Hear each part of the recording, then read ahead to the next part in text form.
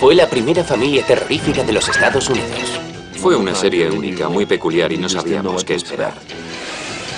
Nos divertimos muchísimo. Fue un gran éxito. Con su monstruosamente divertido enfoque de la vida, la familia Monster lideró los rankings de audiencias de las cadenas de televisión y goza de casi 4 décadas de reposiciones. Podíamos haber sido diferentes, pero funcionamos.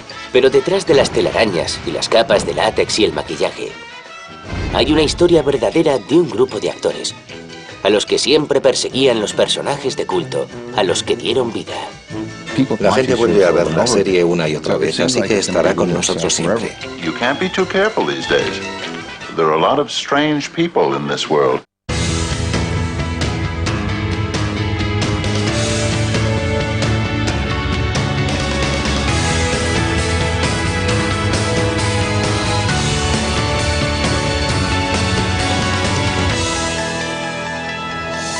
Biografía: La familia Monster.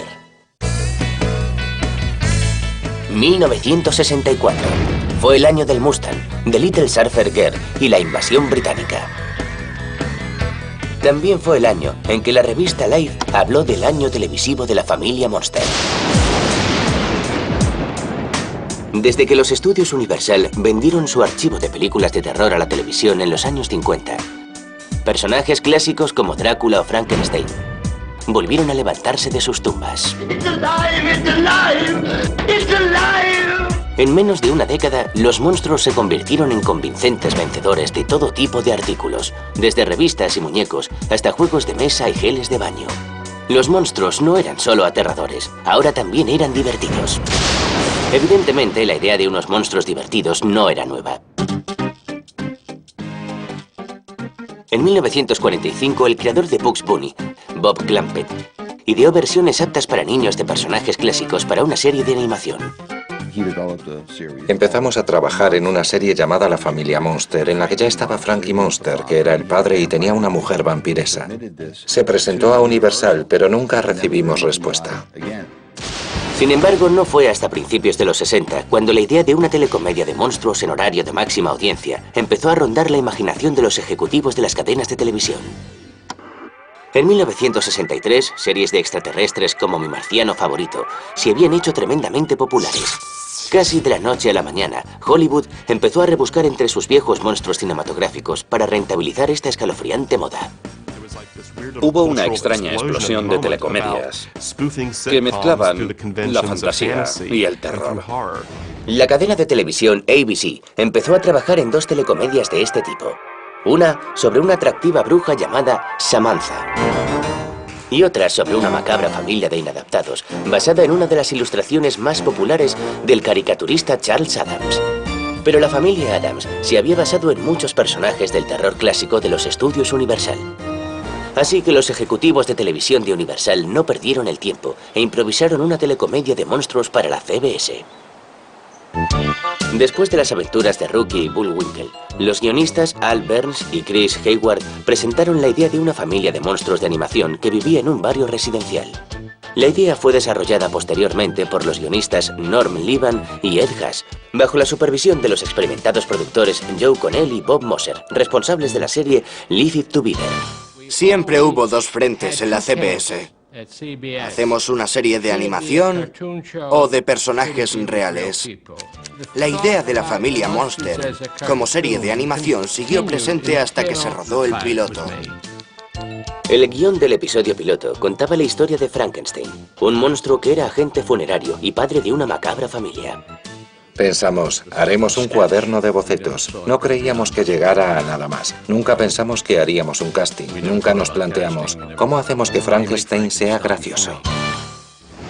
Para encontrar a los actores adecuados para el fantástico proyecto, los productores rápidamente ficharon a los actores Fred Gwynne y Al Lewis, quien ya había demostrado sus magníficas dotes de comedia en la popular serie de la NBC, Car 54, Where Are You? Me llamó por teléfono y me dijo, por cierto, vamos a hacer el piloto de una serie, ¿te interesa? Y al principio pensé que era un amigo muy tonto que tengo gastándome una broma. El expresivo Louis parecía el mejor para interpretar al abuelo, un veterano vampiro que tiene escarceos con la magia negra y al que le encanta hablar de sus buenos tiempos en Transilvania. Y con su 1,95 metros de estatura, Fred Gwynne era el perfecto patriarca torpe e incompetente, Herman Munster. En la primavera de 1964, los ejecutivos de televisión de Universal encargaron el rodaje de una presentación de 16 minutos en color, basada en un guión original de Liefman y Haas. Why are you whispering? I don't want to wake your folks. Oh, don't worry about them. They're always up all night. La idea era mostrar a los ejecutivos de la CBS cómo sería una serie de divertidos monstruos de carne y hueso. Someone's coming. Hi, Uncle Herman. Hello, Marilyn. I forgot my keys. I'd like you to meet my date. This is Jack.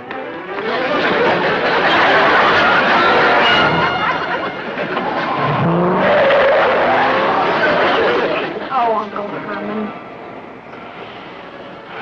What's the matter with me anyway? Para el piloto se aprovecharon cosas de un antiguo plató, la música de una película de Doris Day y un reparto que incluía a John Marshall como Phoebe, la mujer vampiresa de Herman, Happy Derman como Eddie, el hijo hombre lobo de la familia, y Beverly Owen como Marilyn, la joven sobrina de los Munster, cuya belleza típica americana la convertía en la marginada de la familia. Los Munsters se creían una familia de lo más normal, y digamos que sentían lástima por Marilyn, porque les parecía el miembro más grotesco de la familia. El personaje se había inspirado en una de las estrellas cinematográficas más queridas de Hollywood.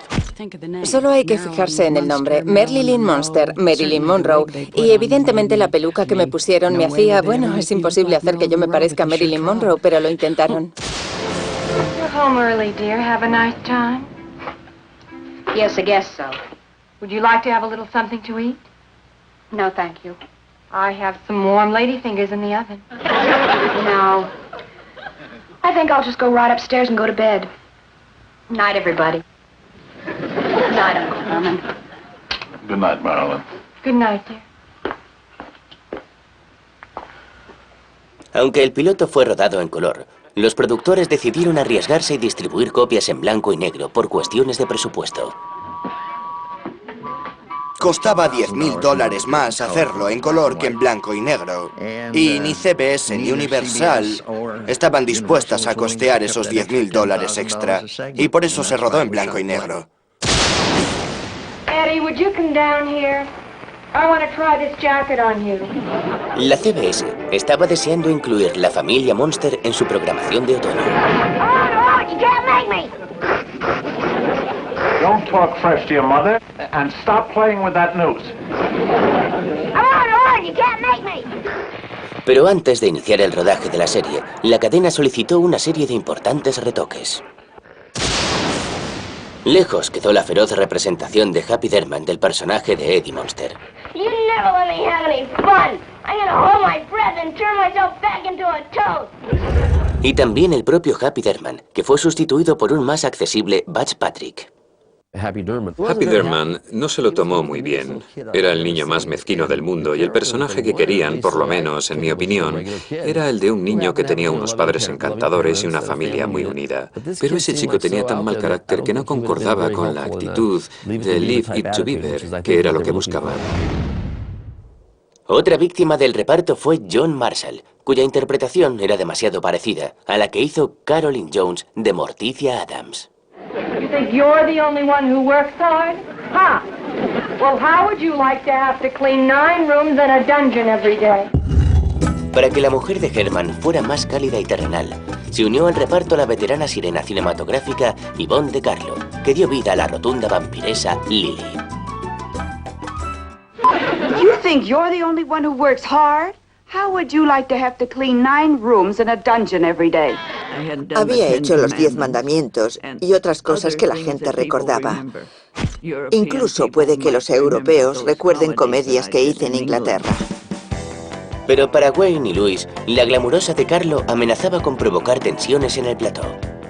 Cuando Fred y yo nos enteramos de que habían contratado a Yvonne De Carlo, fuimos a ver a los productores y como buenos neoyorquinos les preguntamos: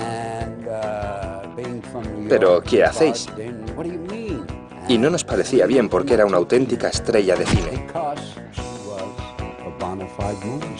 No creíamos que encajara en ese tipo de comedia. Pero hubo química entre los actores. Y los miedos de Wayne y Louis sobre De Carlo desaparecieron. Nos equivocamos. Fred y yo nos equivocamos. You know, they just don't make men like you anymore. El nuevo piloto impresionó tanto a los ejecutivos de la CBS que ordenaron la producción de la serie y la programación para la parrilla de otoño de la cadena. Now, you be a good boy. See? Mommy sewed the ear back on your woof woof. Gee, I don't want to go to bed yet. It's still dark out. You will do as you're told. Why are you always picking on me? You never yell at Marilyn that way. Just you never mind about Marilyn. You must remember she's not as fortunate as the rest of us. Now you run along on up to bed. And don't forget to close the lid. La CBS se arriesgó al comprarla porque nunca había tenido una serie. Cuando se hace un piloto tan diferente y único, hay dudas. Se piensa, ¿funcionará o no funcionará? A medida que se acercaba la fecha de emisión, todo el mundo se preguntaba si los resucitados personajes podrían revivir o si la familia Monster estaría destinada a la tumba de las telecomedias.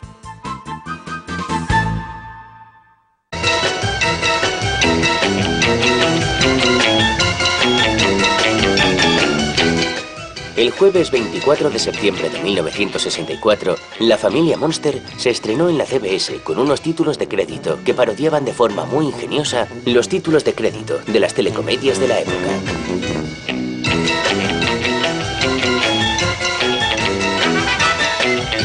La serie establecía deliberadamente un tono ligero para asegurarse de no asustar a los niños.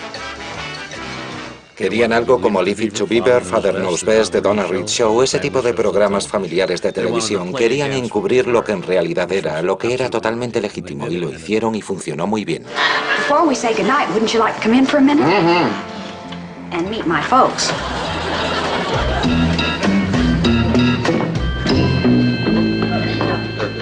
They're standing real close, Lily. You know, this is the 4th date she's had with that young man. Yes, it's amazing how some boys will overlook a girl's appearance. Nunca pensaron que fuera a funcionar, pero los personajes eran tan encantadores y simpáticos que tras el primer episodio pasaba desapercibido que eran monstruos y no podías parar de reírte porque eran adorables. Boy, look at the neat lightning.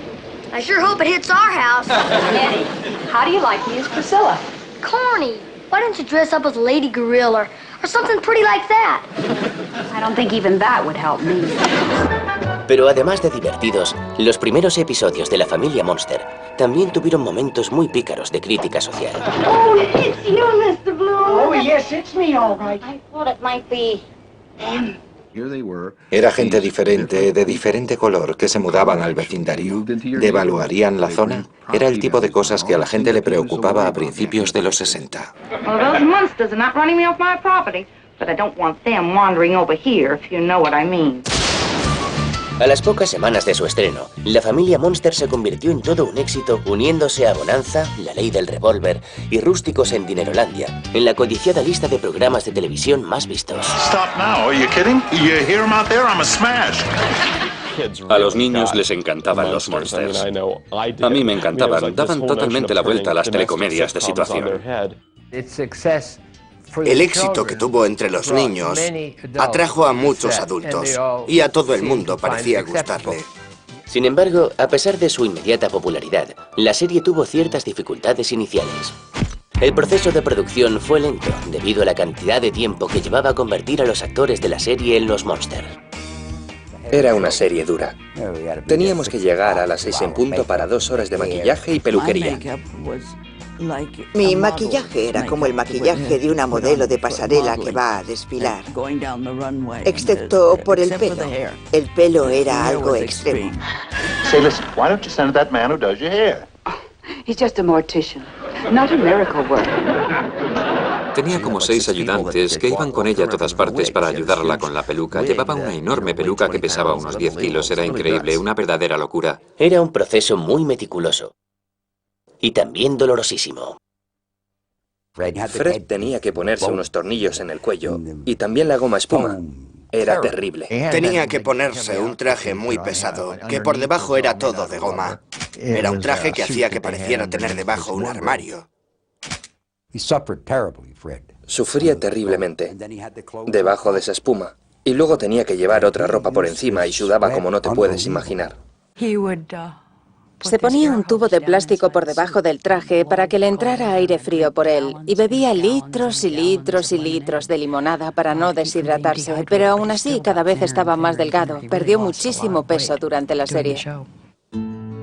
Aunque Beverly Owen no tenía que pasarse horas en la silla de maquillaje, la actriz de 25 años tuvo que enfrentarse a otro serio desafío: la nostalgia. Convencida de que la serie no triunfaría, Beverly se había trasladado a regañadientes de Nueva York a Los Ángeles. Me llamaron para que viniera a hacer un episodio piloto y yo les dije, pero es que estoy saliendo con alguien de Nueva York, no quiero mudarme a... Bueno, tú ven y haz el piloto. Y eso es lo que hice. Y entonces me llamaron para decirme que se hacía la serie y no me alegró demasiado. El trabajo separó a la actriz de su novio, al que echó muchísimo de menos. Empezó a llorar, llorar y llorar. Y llegó un momento en que no quería ni venir a trabajar. Bueno, había firmado uno de esos contratos de 7 años de Hollywood y evidentemente lo hice sin ningún abogado. Simplemente creí lo que ellos me dijeron. Fred y yo fuimos a ver a los productores y les dijimos, esta chica está hecha polvo, no para de llorar. Dejadla que se vaya o nos iremos nosotros. Así que básicamente les dieron un ultimátum. Si no la dejaban irse, se acabaría la serie. Después de solo 13 episodios, Beverly Owen hizo las maletas, volvió a Nueva York y se terminó casando con su novio. Pero ahora, casi a mitad de la primera temporada de la serie, los productores estaban desesperados por encontrar otra Marilyn Monster. Tras una exhaustiva búsqueda, ficharon a Pat Priest, la hija actriz de la ministra de Hacienda, Ivy Baker Priest. A pesar de tener casi 30 años, se parecía mucho a Beverly Owen. Y también tenía otro atributo que atrajo al equipo de producción. Cuando fui a hacer la prueba, nos dimos cuenta de que me valía la ropa de Beverly. Me vistieron como Beverly, me peinaron como Beverly y supongo que tener la misma estatura y talla que ella también ayudó. El 24 de diciembre de 1964, Pat Priest empezó a dar vida a Marilyn Monster. Curiosamente, muchos espectadores ni siquiera se dieron cuenta del cambio. Marilyn, are you sure you won't be frightened staying here alone? Oh, of course not, Aunt Lily. How could I be frightened staying in a friendly old house like this? Con el reparto firmemente establecido, la familia Monster inició su andadura creativa. Y en vez de limitarse a la idea de una familia de monstruos que vivía en una zona residencial, la serie pronto se convirtió en un vehículo para Wayne, Lewis y DeCarlo. Herman Monster pasó de ser un personaje torpe, inexpresivo y agrio a uno infantil, simple y de buen corazón.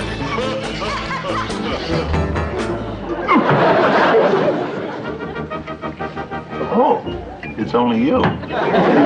El abuelo se convirtió en el más responsable. Una mezcla entre un Drácula de geriátrico y un científico loco.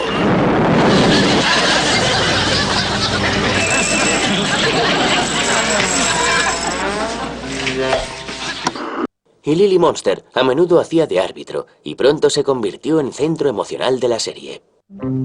Please, darling, eat. I'm eating. I'm talking to Eddie. Público y crítica empezaron a tenerla en cuenta. Y la combinación de Wayne, un erudito de Harvard, y Louis, un actor con muchas tablas, resultó ser una de las mejores de la televisión. Estaban en lo más alto en lo que a comedia se refiere. Quiero decir, al nivel del Gordo y el Flaco, Abbott y Costello, gente así. Estaba Al Lewis, que venía del vodevil, las variedades y de la comedia, y por otro lado un personaje muy infantil llamado Herman Munster, al que daba vida Fred Wine. Y creo que ahí viene la comparación con el Gordo y el Flaco y Abbott y Costello, porque ellos eran los que marcaban el ritmo. You'll never last. You'll eat before the day is up. Oh, no, I won't. Today's Thanksgiving. Thanksgiving? I told you he wouldn't make it. You mean Thanksgiving with turkey and cranberry sauce? That kind of Thanksgiving? Yeah, that's the kind with the dressing and the mashed potatoes and the gravy.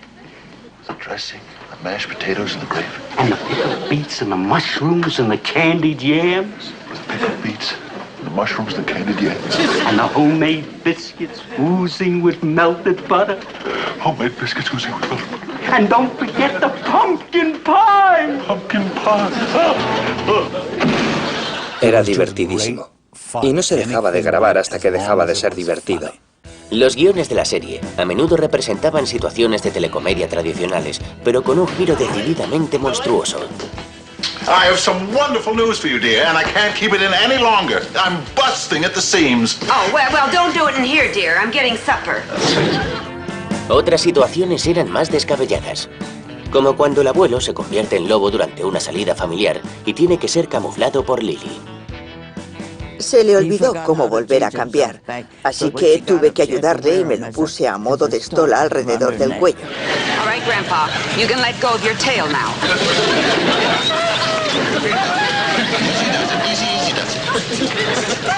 Grandpa, I am not going too fast, and don't be a front seat driver. Fue una serie única. Los personajes eran nuevos y frescos. Eran divertidos. Los guiones eran excelentes. El humor era muy bueno. La familia Munster tuvo público de todas las edades. Parecía no haber final para una serie que muchos dijeron que no funcionaría y que no duraría mucho. Pero como en todas las buenas películas de terror, termina por amanecer. Y como todo el mundo sabe, a los monstruos no les gusta la luz del día. En la primavera de 1965, la familia Munster se había convertido en todo un escalofriante éxito de la CBS. Tenía muchos seguidores, a los niños les encantaba. No era Playhouse 90 en absoluto, pero era entretenida. Y no había nada en ella que fuera obsceno. El público no se cansaba de esta peculiar familia con un coche muy peculiar. Un dragón mascota llamado Spot. Hi, Spot. Well done, please. Y a la que le gustaban las cosas macabras. Now that's how to cook a sword. Puede que los Munster parecieran monstruos, pero debajo de sus cicatrices, tornillos en el cuello y extrañas pelucas, eran una familia normal y encantadora. Contaban las mismas historias que otros tipos de telecomedias. Historias familiares, historias amables de telecomedias. Eran los monstruos más agradables con los que te podías encontrar, supongo. La familia Munster cautivó a los espectadores como pocas series han conseguido.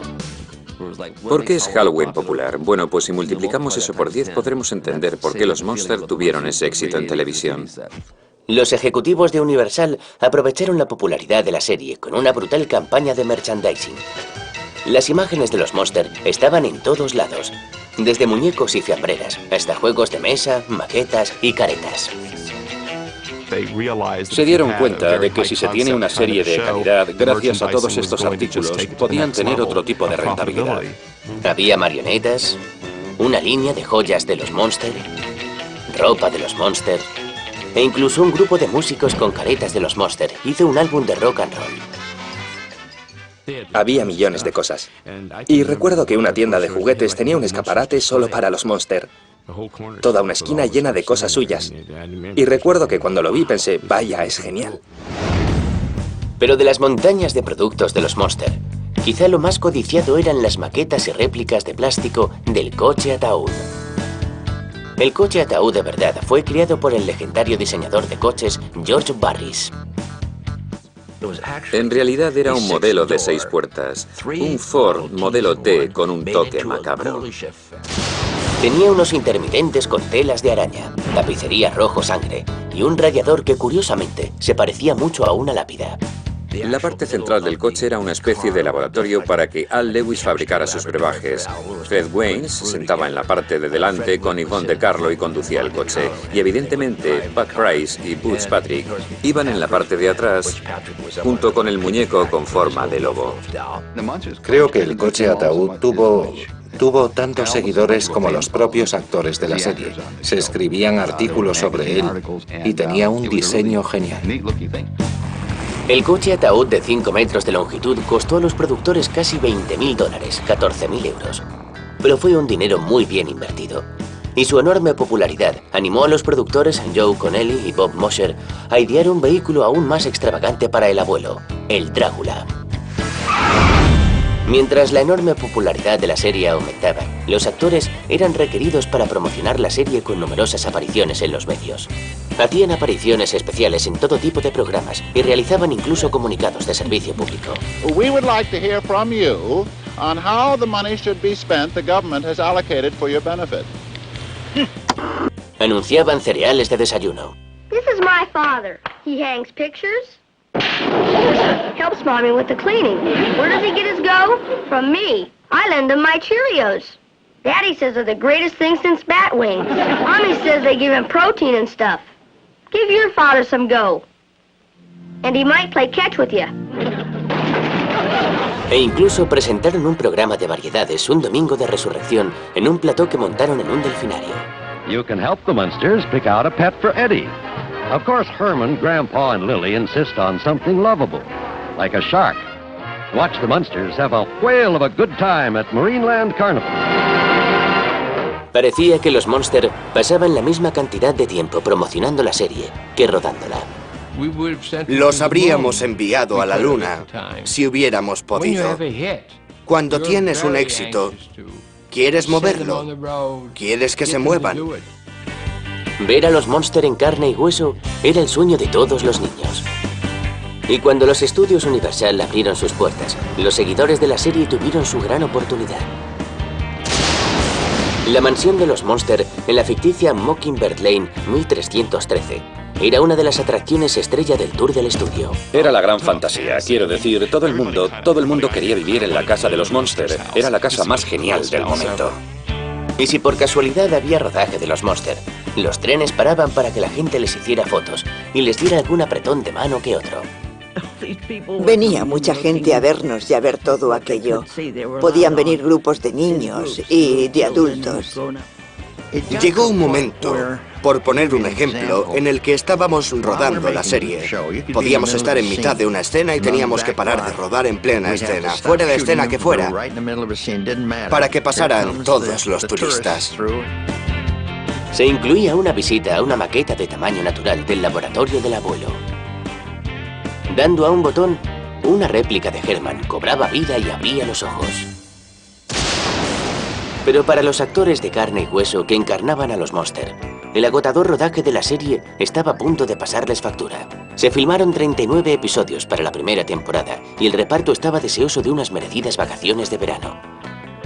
En público estaban orgullosos de la enorme popularidad de la serie, pero en privado les preocupaba que sus carreras quedaran limitadas a Mockingbird Lane.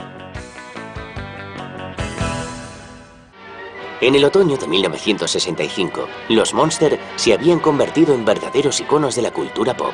Fred Gwynne and Al Lewis must be fine, clean-cut boys to escort Santa Claus to town. Incidentally, they wish you a monstrously Merry Christmas. La segunda temporada de la serie arrancaba con unos títulos de crédito nuevos y llenos de energía, y unos episodios más extravagantes que nunca. You wouldn't want to go out to a nightclub, would you? El nuevo enfoque de la serie intentaba que siguiera siendo un producto fresco. Pero aunque la familia Monster seguía haciendo reír al público, dicho enfoque no hizo ninguna gracia a Fred Wayne y Al Lewis, ya que pensaban que la nueva dirección perjudicaba a la serie. Fred y yo estábamos en una lucha constante con Joe Connelly y Bob Mosher, porque queríamos que la serie fuera más satírica. Fred era un hombre muy inteligente y debatía sobre las cosas que pensaba y que creía que debían ser debatidas. No quiero decir que pensáramos que los guiones fueran malos. sino que pensábamos que podían ser mejores. Un episodio con el que Fred Wayne disfrutó mucho ese año fue el titulado Just Another Pretty Face. En él, el versátil actor tuvo oportunidad de actuar sin su maquillaje de monstruo, cuando Herman Monster se transforma de forma accidental en un hombre de aspecto normal. Herman? What? I've got it. We'll make an appointment with Dr. Dudley to discuss the possibility of plastic surgery. Plastic surgery. Plastic surgery? Lily, what a wonderful idea. I could kiss you. As a matter of fact, I think I will.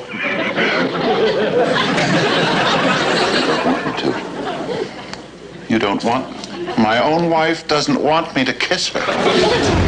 Pero en 1966, mantener la frescura de los Monster no era el único reto al que se enfrentaban los productores cada semana. En enero de ese mismo año, Batman irrumpió en la cadena ABC.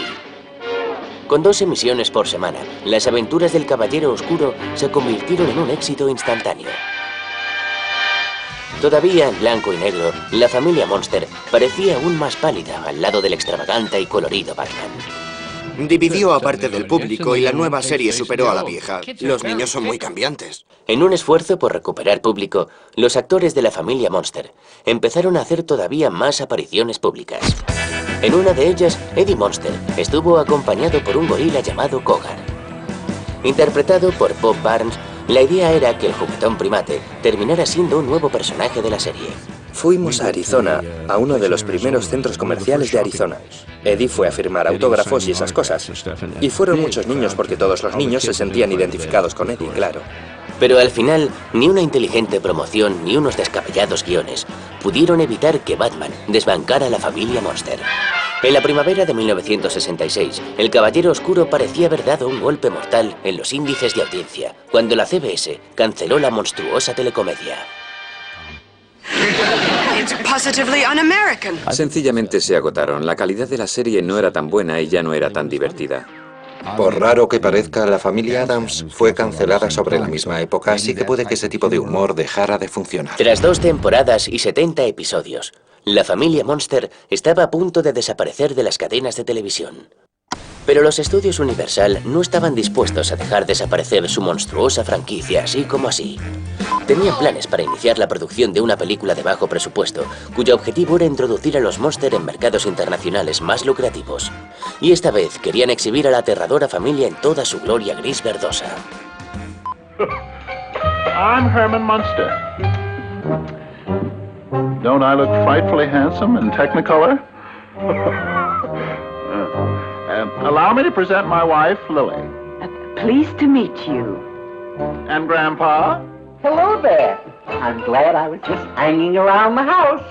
My handsome son, Eddie. And, the unfortunate member of our family, my niece, Marilyn. Para el papel de Marilyn, los productores Connelly y Moser ficharon a la ingenua Debbie Watson, de 17 años de edad. Watson era conocida por ser la protagonista de Tammy y de Karen, otras telecomedias de Connelly y Moser. Además, era de una edad más parecida a la sobrina de Lily, no como Pat Priest, que ya tenía 30 años. Llegué a la producción como una especie de segundona, porque eran como una familia que llevaba mucho tiempo trabajando junta. Pero todos fueron tan profesionales y agradables conmigo que nunca tuve ningún problema. Sin embargo, la noticia de la sustitución fue un duro golpe para Pat Priest, quien se enteró del cambio durante el rodaje de la serie. Me quedé hecha polvo. Me quedé hecha polvo cuando me lo dijeron en el plató. Y Al fue un encanto conmigo. Y Fred fue a hablar con los productores a pelear por mí. No funcionó, pero lo intentaron. Para el resto del clan Monster, la experiencia de rodar La herencia de los Monsters fue agridulce. Era nuestra última oportunidad, así que queríamos pasarlo bien. Sabíamos que iban a ser solo 6 semanas de rodaje y todos seguiríamos caminos distintos, así que fue genial. Herman Munster inherits a fortune and a castle full of homicidal relatives. This is the secret of Munster Hall. Call the police. Right. Get the FBI. Will do. Call Scotland Yard. Right now. Phone Batman. I got it. Car 54, where are you? La camaradería de los Monster estaba a punto de terminar. Igual que las innumerables horas de maquillaje y las dudas sobre si la serie les habría encasillado como actores.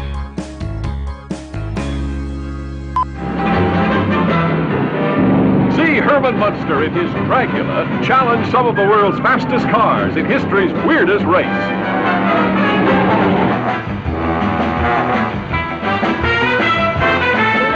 It's frightfully funny.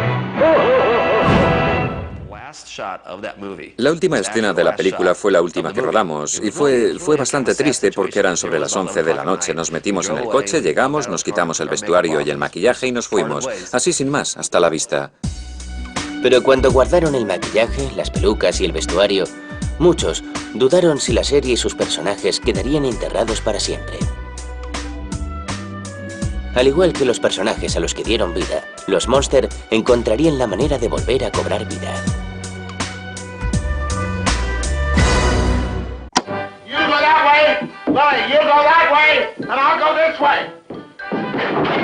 Aunque La familia Monster se había cancelado y ya no se emitía más en la CBS, la comedia se emitió más adelante en reposiciones en otras cadenas y consiguió nuevas generaciones de seguidores.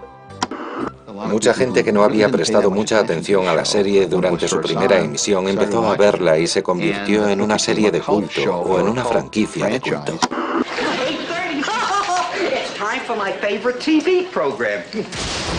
Pero para los actores que interpretaron a los Monster, la siempre presente popularidad de la serie les hacía tener sentimientos encontrados. Querían seguir con sus vidas y reavivar sus carreras. Beverly Owen encontró trabajo en publicidad e incluso se licenció en historia americana. Pat Priest hizo películas. Butch Patrick también hizo cine y televisión. Yvonne De Carlo hizo algunas películas y después debutaría en Broadway en el papel de Carlota en la producción original del musical Follies de Stephen Sondheim. El abuelo Al Lewis apareció en numerosas películas y series de televisión, además de ser un conocido cazatalentos deportivo, restaurador y candidato para el Partido Ecologista. Pero para Fred Wayne, el papel de Herman Munster fue muy difícil de superar. El protagonista de Cara Alargada se retiró al norte del estado de Nueva York, donde se hizo famoso como autor e ilustrador de cuentos infantiles. También fue aclamado por la crítica en numerosas obras de Broadway. Pero la crítica y el público fueron menos caritativos con un intento fallido de Universal de volver a lanzar La familia Monster como serie de animación de los sábados por la mañana. Mejor le fue a un telefilme de 1981 titulado The Monster Revenge, que reunió a Wayne, Lewis y De Carlo. Fue un tanteo de la NBC para una nueva serie de los Monsters.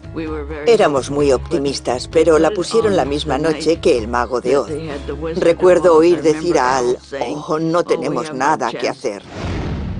En 1988, Universal dio a La familia Monster un lavado de cara con La familia Monster hoy. La telecomedia estaba protagonizada por John Suk, Lee Meriwether y Howard Morton, pero muchos pensaban que la nueva obra carecía del encanto de la serie original. Por lo que a mí respecta, no se podía sustituir a Al Lewis, Fred Wayne e Yvonne De Carlo. Se me podía sustituir a mí, pero no a ellos. Eran únicos. A principios de los años 90, los actores originales de La familia Monster habían hecho las paces con sus aterradores personajes. Fred Wayne había conseguido hacer un arranque en segunda, con papeles en películas como Cotton Club, Cementerio Viviente y Mi primo Vinny. Pero el 2 de julio de 1993, los seguidores de La familia Monster de todo el mundo quedaron desolados cuando supieron que Fred Wayne había muerto de cáncer de páncreas. Era un hombre con mucho talento, un artista con mucho talento. Como padre televisivo no podía ser mejor. Algunos de mis recuerdos más importantes son de cuando trabajaba con él. Nuestras conversaciones de padre e hijo. Era un tipo genial. Era un buen amigo mío. Y cuando tienes ese tipo de relación con alguien, no te haces preguntas, sino que disfrutas de ella y la saboreas y la cuidas. Pero a pesar de que el Frankenstein preferido de la televisión descansaba en paz, Universal hizo planes para volver a desenterrar a los Monster. En 1995, el telefilm Aquí vienen los Monster contó con Veronica Hamel, Robert Morse y Edward Herrmann para el papel de Herman Monster. Simplemente intenté hacer mi versión de Fred. Un tipo muy honrado que no puede controlar su fuerza física y es simple, inocente y dulce. Una mezcla maravillosa. El telefilme también regaló a los seguidores una escena en la que Al Lewis, Yvonne De Carlo, Butch Patrick y Pat Priest se enfrentan cara a cara con Edward Herrmann como Herman Monster. Are you from Connecticut? Part of me might be. Herman, yeah. Well, I'll have the fresh kill of the day. Grandpa, stop it. Edward Herrmann hizo un Herman Monster genial. Lo interpretó bien y fue muy divertido porque estamos en una mesa y viene Herman a servirnos y es aterrador. En la actualidad, después de casi 4 décadas de presencia televisiva, la familia Monster sigue siendo igual de popular que siempre.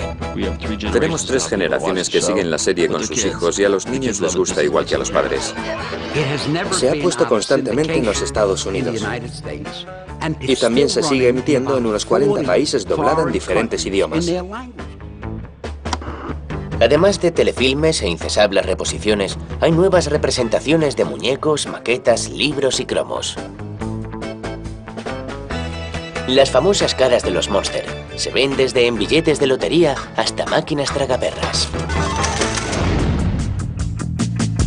Desde su debut en 1964, la familia Monster ha demostrado resistir como las películas clásicas de monstruos que los inspiraron.